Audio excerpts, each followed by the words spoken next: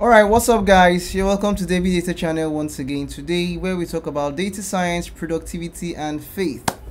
So on today's video, I'm going to start a series of SQL tutorials on beginner, intermediate and advanced, and then we do an SQL end-to-end project. Yeah, I was going to do the project first, but then I said, hey, there should be tutorials first before the project, right? So that's why we're having this right now. Okay. So first of all, we're going to go to Kaggle to pick up the data set, go to download and install our SQL, create the tables, insert the values, and then do a few little walkthrough with the data, and then we progress from there. So right now I'm going to take my face off the screen so you can have full view of my screen. Alright guys. Okay. First of all, let's go to Kaggle. So we're going to use a simple dataset I found interesting on TED Talks. Yeah, I love TED. Yeah, it's one of the trending datasets at the moment. Yeah, you can also check out this history of conflicts. Yeah, I wanted to use it, but then it didn't have any what's it called, any integer fields apart from the year, which had ranges, and to require us to do some form of data cleaning and adjustment with that. But I wanted this to be just very basic stuff, right? So we're going to use the TED Talk. It's quite about 7 columns there about. Yes, this is it. It's a very small data set, and let's just check the data. So let's just download the data set and then we get working. Okay, I'll save this as archive. Let me save this as TED instead. TED. Okay. Yep. All right, so that's done. So you download the data set. So let's go and download SQL. So I'm going to be using MySQL. Yeah, you can use any SQL you want to use, but I'm going to be using MySQL. Yeah, so you can go to my SQL website. I'm going to put the link of all these things in the description below. You use the link. Okay, yeah. So for Windows you download. For Mac I'm using so we can't find the Mac download directly from their website, so I'm using a Docker image, right? So once you download this installer. If you're using the Windows, download the installer, and then you download the Workbench. The Workbench is like the user interface.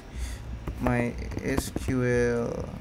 Okay, Workbench even comes in this installer. Actually, is actually in this installer. Yeah, so you don't need to download Workbench separately.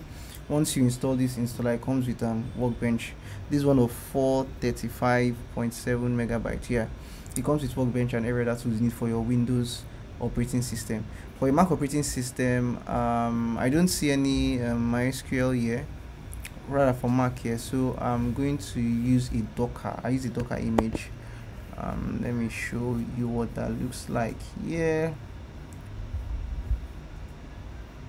before I go to Google. Yeah, so I'm running a Docker image for my SQL, and I'll just show us. That's what I'm using. Like the MySQL image is on my Docker, that's the server, while I have Workbench installed separately, right? So if you install your server separately from Workbench, then you install them separately. If you're installing from this link here in the Windows system, you can actually do that. Yeah, so in case you're using a Mac and you want to use Docker, like myself, Docker MySQL image install, this is probably what we want on Docker's website. Yeah, so Docker is really a good tool that helps you do lots of stuff. So Docker is free for one. This is the link to the image file. I actually want to show us. Okay, yeah,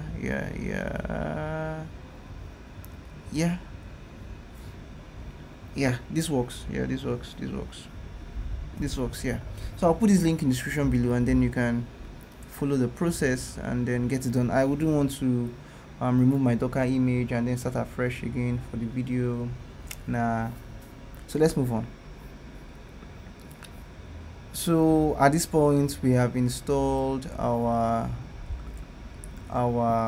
what's it called, SQL, you download a data set, and so the next thing we are going to do is to create our SQL tables.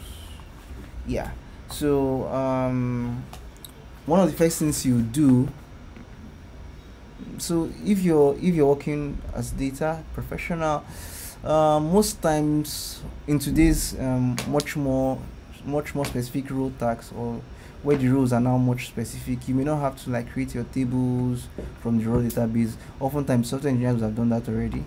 So you're just connecting to the database to pull those data and then work with it. But then it's cool if you learn how to get those stuff done. And so the first thing we're going to do is we're going to create a database here. We're going to create a database. So let me see, like a schema sort of. Oh, I see how the project schema. So I'm just going to drop this project schema because that's what I want to use. Drop database project. I like the name, so that's why I want to use it.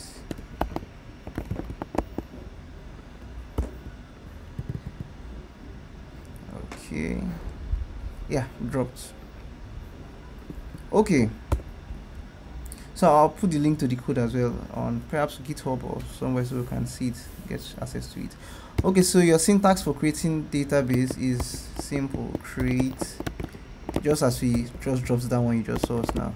Create database and the name of database you want to create with. So we're going to call this database projects, because this is what we use throughout this whole SQL tutorial, and also use it for our projects. So we have a output here saying create database successful.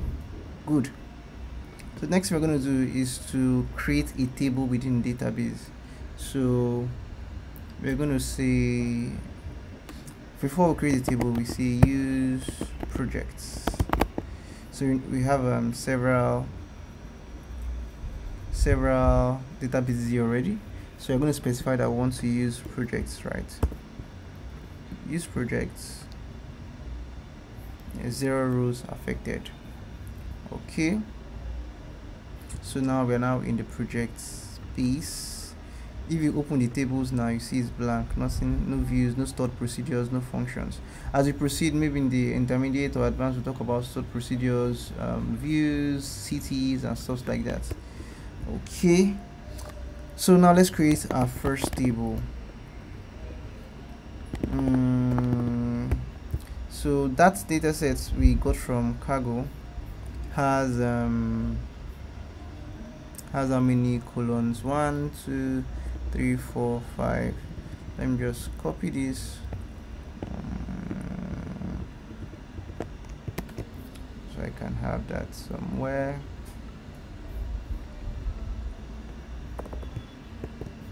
Okay, I just want to make reference to it so I can put it the correct thing. Okay, so next thing we do is to create our tables. Yeah, so we say create table. Let's call the table TED Talk, and then we open a bracket, and then we specify the name of the columns and the data types within each of those columns. So our first column is title, and let's give this a VARCHAR. You could just Google the meaning of these VARCHARs and how they are used and all stuff like that. The several character types in SQL. We have the author.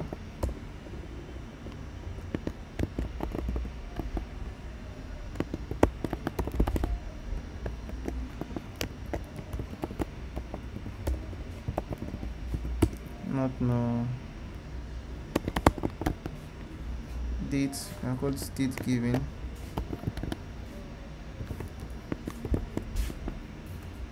VARCHAR, because it's a string actually, as we saw there. It's not really in date format, so we can't call it a date, it won't go through. The views,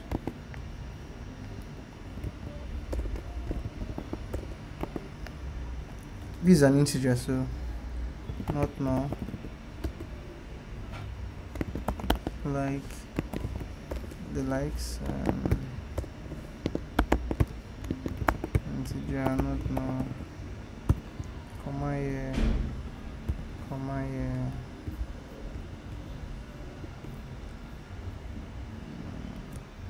links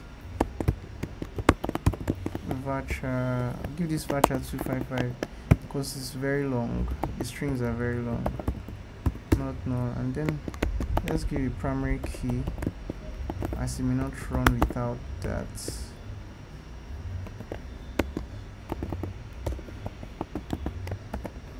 So let's see. Okay. Alright, so we've created our first table with the data types. So select star from third talks rather.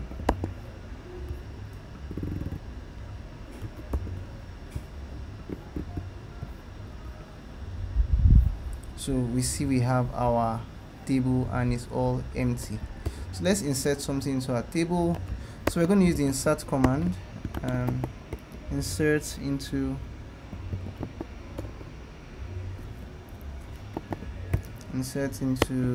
dead dogs values. Yeah. Okay. So let's take the first row of this data and just put this there. So it has to be, strings has to be within curly, within your string. The strings, you know, strings are usually within what's it called, the apostrophe and comma between each of them. Integer doesn't need that because an integer. And then remember I said this date format is actually a string, so we have to include that as well. And this is string,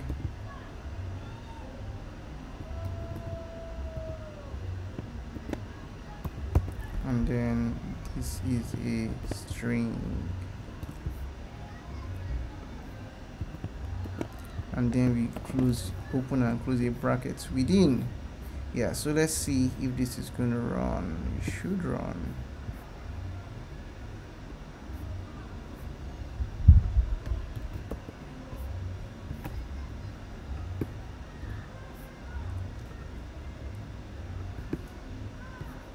Alright, yeah. Okay, so successful. Insert into TED Talks values. Yeah. So let's view what's in our table. So we say select star from TED Talks.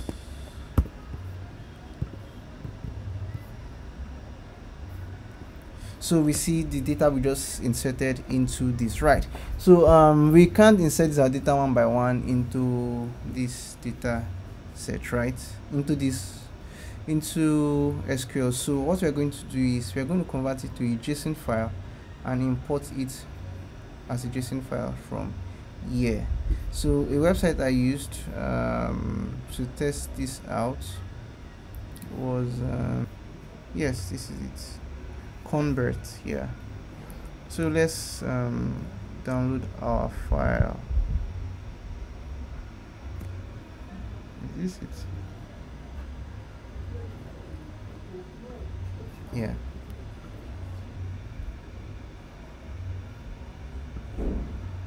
So let's download this. So let's import the CSV file, the JSON file. Yeah. All right. So we're going to create a new table, right? So we'll just call this new table TED. Yeah. So the reason is because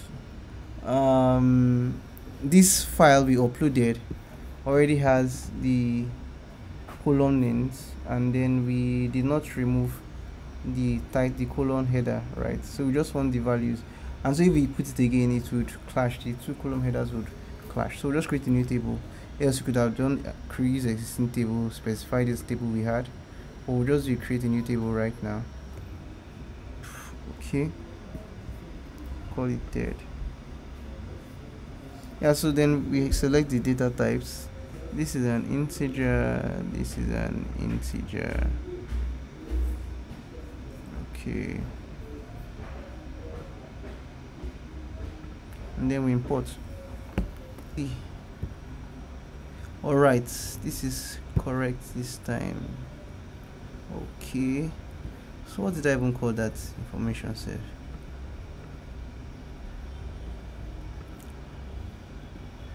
Refresh. Okay, I called it third data. So let's just select start from third data.